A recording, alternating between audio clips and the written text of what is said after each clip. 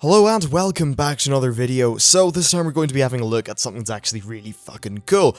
Now then, as I'm sure you all know, there's a thing called the Gnomish Gearworks, and essentially every day you'll get a new invention. Now the first 5 of the ones you'll see in this video are things you get at level 1, and then at level 2 you'll get the next 5. Now this thing's called the something sky majigger, up you go and down you go slowly in a nice lateral direction thing. It's great, there's the video, now it's gone. This is the pneumatic hand fister thing. Oh, that sounded a bit weird. Yeah, so basically it's boring, it does a little bit of damage and it knocks something back. Now this time, we've got a robotic chicken for you. Now unfortunately, the robotic chicken is essentially next to useless. I mean, it does a little bit of damage, but then it dies. As you can see in this clip, I mean, the chicken does not last long. I'd expect more from my chicken, frankly. So yeah, a bit of a problem. The gnomes need to be a bit better, though this could just be a bit of a balancing problem, especially in terms of health. Maybe it's been fixed by now. This footage is like a week old, or at least for this particular chicken, it's a week old. So yeah, let's move on to this. Now this is the sticky grenade launcher. This is a pretty cool thing. Basically, it just puts a grenade in a thing. After a while, it will blow up, which is kind of nice. It is actually usable in dungeons. I think most of these, apart from like the vehicle-y, ones, are usable in dungeons. Actually, I don't know if this is the Sentry Turret. This thing is so cool. Basically, it puts down 3 Sentry Turrets, and as you can see, they do an absolute crap ton of damage. I mean, they just tear it through stuff in a very fun manner.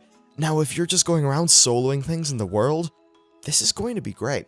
Though there is one problem with all these various toys, though. You can only use them a certain amount of times a day, you get a new one every day, so it's not like they're going to be a kind of long-term reliable thing. This is just a faster mount, by the way, and if you get out of it, it explodes. But yeah, some of these, they're kind of useless, like this chopper. Okay, it's a bit handy to get around faster, but come on, it's not great. And, yeah, this is not a building that I would really recommend people get until, quite a while has passed and they're ready just to dick around. Because, frankly, there are other better uses, at least from what I can tell, of your large garrison slot. Now, this rocket will essentially just allow you to float around the place for, it's either 40 or 50 seconds. So that's pretty handy. It's essentially flying, which I guess is nice, and maybe someone will be able to explore and find something pretty cool, maybe an Easter egg. And now this is the jetpack. Basically, when you jump, you'll jetpack forward, which is fine, and then you do some damage and a knockback, when you land on someone. But honestly, it's a bit naff, really. It's not really the thing that's going to be sort of actively useful in combat, and even just running around the place, it's not terribly useful either. So, a bit of a pity in that one. And then finally, we do have a cool thing. It's the bloody nuke.